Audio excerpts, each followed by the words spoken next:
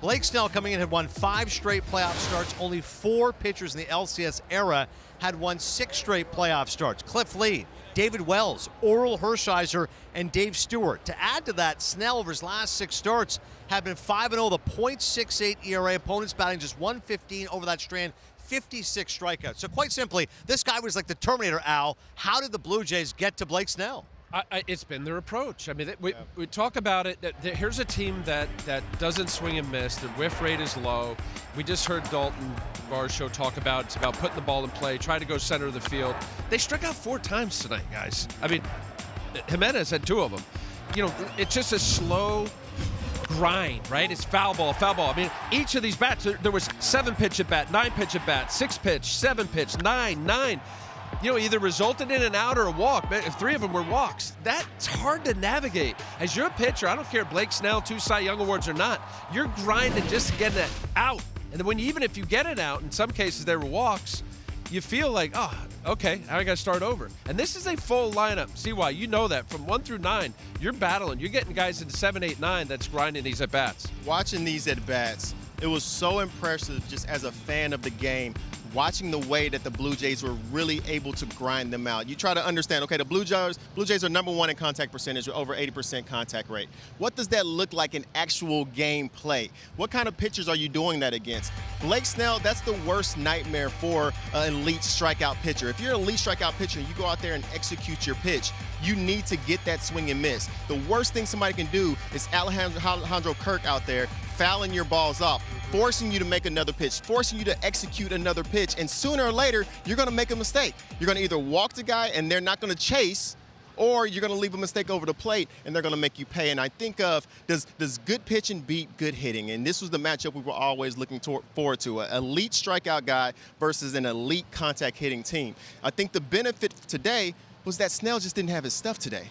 Snell was missing. I think the 11 days off played a part right here. He wasn't executing his fastball. He was missing just above the zone over and over again with his fastball to get himself behind the count. And then you have a team that doesn't strike out. It was a bad matchup, and the Blue Jays were able to take advantage tonight of that. I'm glad you mentioned 11 days. Honestly, it is. I don't know what kind of sim games he had. I don't know what kind of live BP. 11 days, especially when you're throwing as well as that Blake Snell had with his last 2 starts of 14 innings with 2 hits and no runs. So that was an issue. We saw in the first inning, 29 pitches. We talked about it. Woo! You know, he got out of it with no runs, but it's taxing. I want to throw this number out to you guys. At this ball club right here tonight, 85 swings, and they missed 15.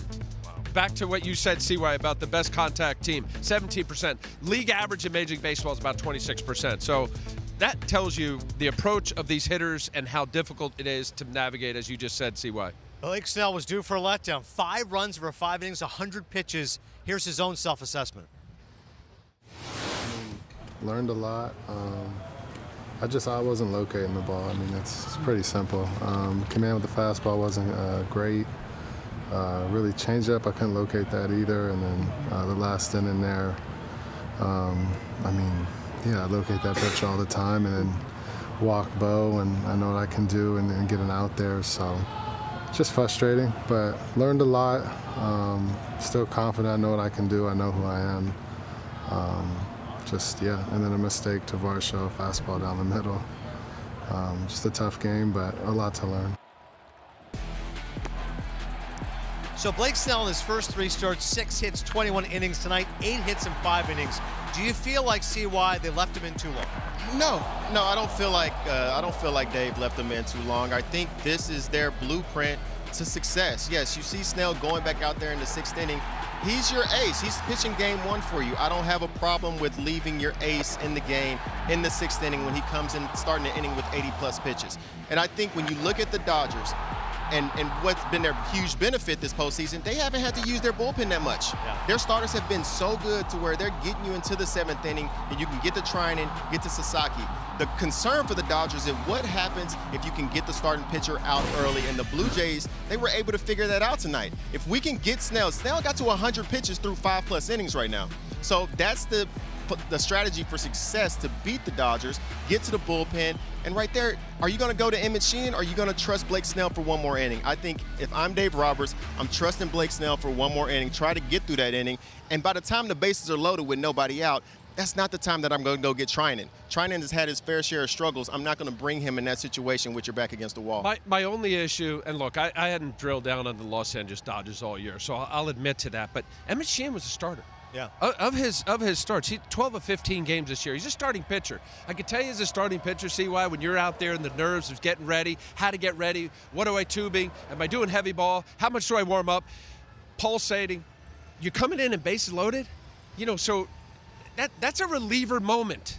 And I'm not saying Emmett Sheehan wasn't capable, but he looked a little placey for me. Right. Yeah. And then he unloaded, he ended up the walk after he got placey with the first batter to get the hit. So, yeah, I mean, if they need a starter to do what they've been doing this whole postseason, and Blake Snell was Blake Snell, I am 100%. Of course, for me, he should be out there in the 6th inning. Don't forget, Blake Snell, 2020 World Series, got pulled too early. This time, maybe pulled a little late. The law of baseball, right? Law yeah, of but I don't know if go. that's a situation. It's like, dang if you do, dang if you don't. Yes. It's one of those spots to where we haven't built enough trust, unfortunately, with some of the other guys in our bullpen right now. And Dave Roberts has a tough task to try to figure out what guys can I trust to try to win this World Series right here on the fly in some of the heaviest spots that you're going to come across. And it's a tough spot. So right there, I have no problem with him trusting his ace. Yeah, first 10 games this postseason, Dodgers bullpen 4.88. That has been a concern for them.